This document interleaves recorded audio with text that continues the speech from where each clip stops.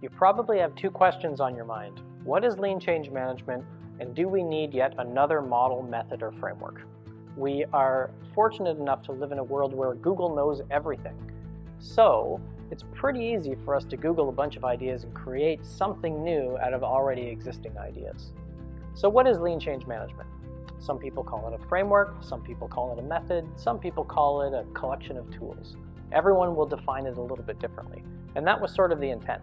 Even in the book I talk about, I'm not sure if it's a framework or a method. You can decide that based on the context. If you're moving a bunch of printers, make a list of printers, move them. If you're working on a complex organizational change, take a tiny piece, add it to your existing framework, or build something new.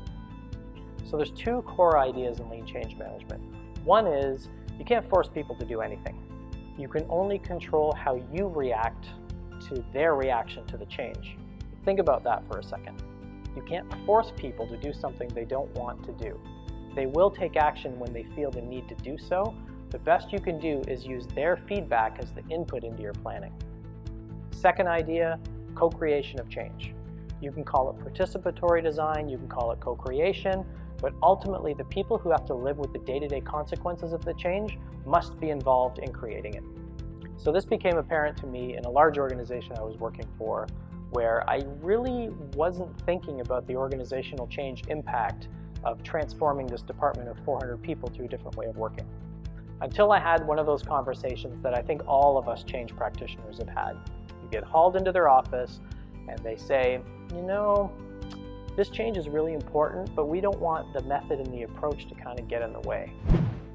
It took me a few years to realize what they were really saying to me. They were saying that when the change goes sideways, they're the ones that are going to get the blame for it, not me. So it opened up my mind to this entire world of organizational change.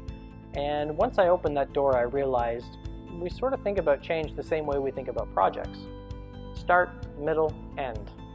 Current state, transition, future state. Real, deep, meaningful change doesn't work that way.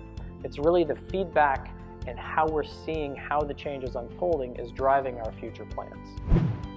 Call it a method, call it a framework, call it what you will. But at the end of the day, you're going to need to figure out different ways of moving change forward in your organizations. So in this module, we're going to go through a quick exercise and some ideas about how you can apply this type of thinking, even if you are mandated to use a specific change framework in your organization.